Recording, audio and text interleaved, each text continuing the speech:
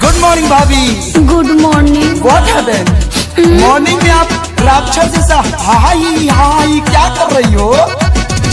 क्या बताएं देवर जी, मैं बड़ी परेशान हूँ। अरे बताइए न खुल के। मैं सोती हूँ पलंग पर। अच्छा? वो सोते हैं तराई पर। मुझे पसंद है चिकन मटन, उनका ध्यान है गौरई पर। अरे आप किसका बात कर रही हैं? हमको कुछ समझ में नहीं आ रहा है, क्लियर बोलिए। जब से पप्पू पैदा हुआ है, अच्छा तो हमको कुछ नहीं फायदा हुआ है। जब से पप्पू पैदा हुआ है, हमको कुछ नहीं फायदा हुआ है। पहले जैसा गोदी में अब मुझको नहीं वो भरते। पप्पू के पापा मुझे प्यार नहीं करते। काहे रे? पप्पू के पापा मुझे प्यार नहीं करते। कोनो दिक्कत बता? अरे पप्पू के पापा मुझे प्यार नहीं करते। क्या पापा पापा करे? चुप। सुनो, पहले थी तुम पातर, अब हो गई हो चाकर।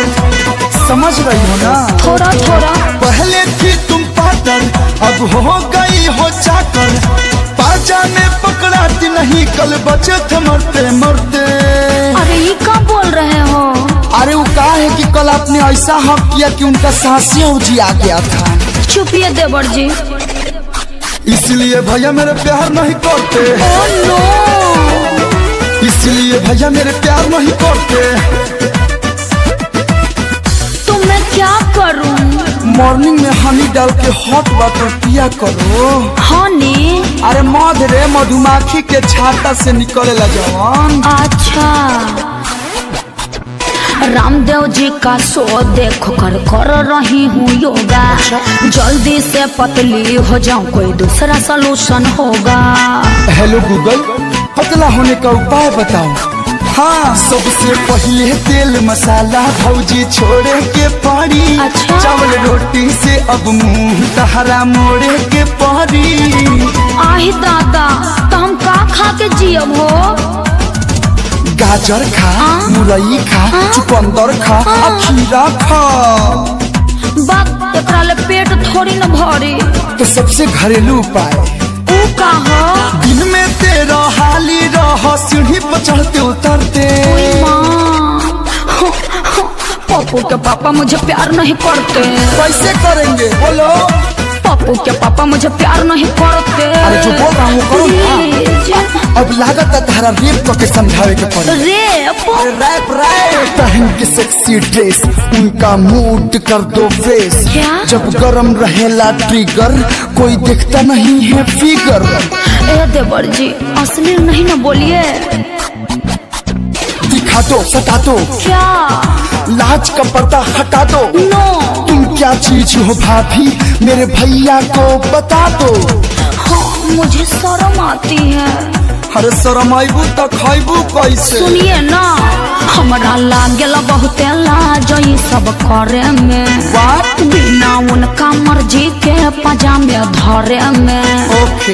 हाँ। मतलब नाव जाने लू, छाव ना जाने लू, आ गरम कढ़ाई पर बस पकौड़ी छाने लू। अरे बाप का सब बोलते हैं। ज्यादा बुझा गई का कि तहारा से कुछ ना होई। अब हमारे भीड़े के पड़ी। हाँ। अब जा रहा हूँ भैया को ऐसे मोटिवेट करने। आशीष भैया, टीम चेंज। अब भैया आपके खिसिया जाएंगे तब। और जिसकी बीबी मोटी। हिंदी ट्यून है, कॉपीराइट हुआ जाएगा, चैनल बंद हो जाएगा, समझे? विक्की यादव को प्रॉब्लम हो जाएगा, बुझाया? हाँ ये श्याम भैया ठीक है कहता रहा। आवा भोजपुरी अंदाज में। जिसकी बीबी मोटी होगी, उसका भी बड़ा नाम है। पलंग पर सूता लो सीधे, गद्दा का क्या काम है, तकिया का क्या काम है, पिल्लो का क्या काम है। जी, आपके जैसा देवर भगवान करे सभी भौजाइयों को मिले। यही से तो कही ना का नहीं देखाई ना हम केहू के तेवर। अच्छा हमरा के लोग बोले भोजपुरिया देवर। नाम अरविंद अकेला।